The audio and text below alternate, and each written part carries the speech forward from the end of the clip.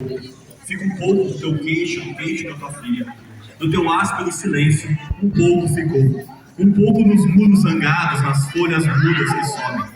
Ficou um pouco de tudo nos piores de porcelana, dragão partido, flor branca. Ficou um pouco de ruga da vossa testa, retrato. Se de tudo fica um pouco, mas por que não ficaria um pouco de mim, no trem que leva ao norte, no barco, nos anúncios de jornal? Um pouco de mim em Londres, um pouco de mim em Algures, do consoante, do poço. Um pouco fica oscilando na embocadura dos rios e os peixes não o evitam. Um pouco não está nos livros. De tudo fica um pouco, não muito de uma torneira pinga essa gota absurda. Meio sal e meio álcool. Salta essa perna de rã, esse vidro de relógio. A Arislane brigou com os moleques. Esse pescoço de cisne, este segredo infantil. De tudo ficou um pouco, de mim, de ti, de Abelardo. Cabelo na minha manga, de tudo ficou um pouco, vento nas orelhas minhas. Simplório arroto, gemido de vísceras, inconformada. E minúsculos artefatos, campanula, alvéolo, cápsula de revólver, de aspirina. De tudo ficou um pouco, e de tudo fica um pouco. Abro os vidros de loção e abafo o insuportável mau cheiro da memória. Mas de tudo terrível fica um pouco. E sob as ondas ritmadas, e sob as nuvens, os ventos, as pontes, e sob os túneis, e sob as labaredas, sob o sarcasmo, e sob a gosma, sob o vômito, sob o soluço, o cárcere, o esquecido, e sob o espetáculo, e sobre a morte escarlate, e sobre as bibliotecas, os asilos, as igrejas triunfantes, e sobre tu mesmo, e sobre teus pés já duros, e sobre os gonzos de família e da classe. Fica sempre um pouco de tudo. Às vezes um botão, às vezes um rato.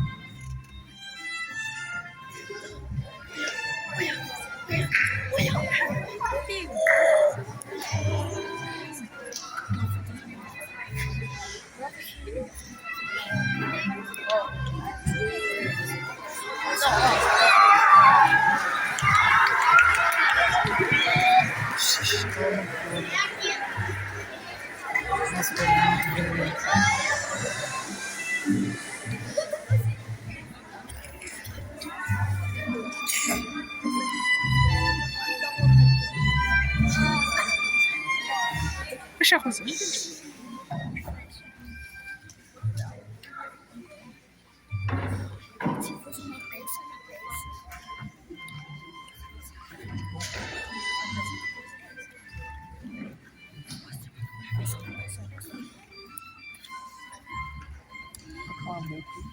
E aí, tudo pronto? Vamos começar? Sim! Vai? Se de tudo fica um pouco, ficou um pouco destes 50 anos do Sena 4 em nós. Mas como explicar o teatro?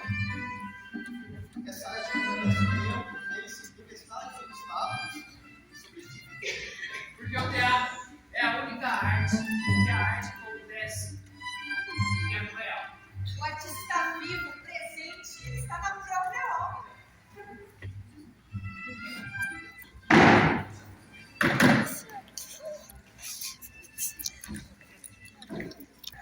Eu sou Dionísio, um deus!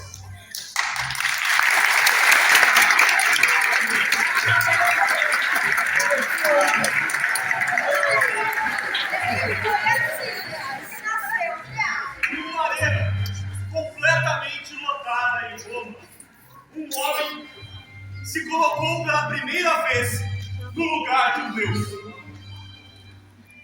E não é lindo isso? O pau com as coxinhas, a plateia.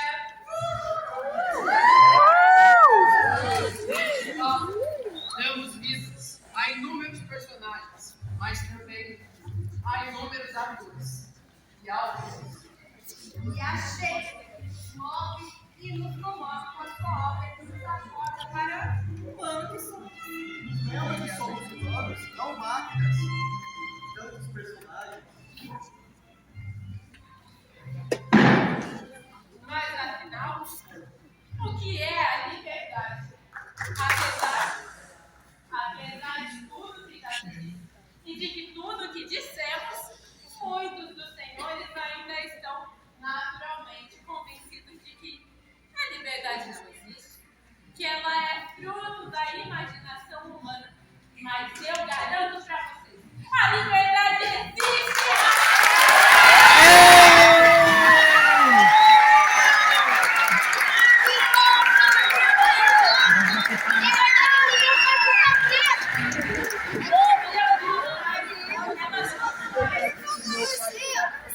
Ela é feita de concreto e de cobre e tem 100 metros de altura.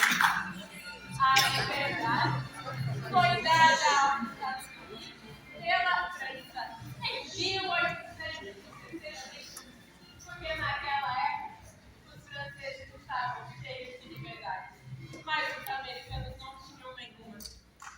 E recebendo a liberdade dos franceses, os americanos a colocaram na Ilha de Bedford, na entrada do porto de Nova York. Mas essa é a verdade indiscutível. Até hoje, a liberdade não entrou no território dos Estados Unidos. Aquelas coisas mudas na cabeça da liberdade, ninguém sabe o que são. Parecem previsão de defesa antiaérea. Coroa de louros certamente não é. Sabe, antigamente era costume coroar-se heróis e deuses com coroa de louros. Mas quando a liberdade foi dada aos Estados Unidos pelos franceses, nós, os brasileiros, já tínhamos tirado toda a moral do lobo usando para dar gosto no feijão. E a confecção da monumental efígie custou à França $300.000. E quando a liberdade chegou nos Estados Unidos, foi feito um pedestal, que obviamente, por ser americano, custou muito mais do que o principal, $450.000. Assim, a liberdade foi enxerga aquela frase feita de o preço da liberdade é eterna vigilância. Não é. Como eu acabei de demonstrar, o preço da liberdade é de $750.000. Mas isso há 150 anos atrás. Porque atualmente, o preço da liberdade está estimado na deportação de alguns imigrantes.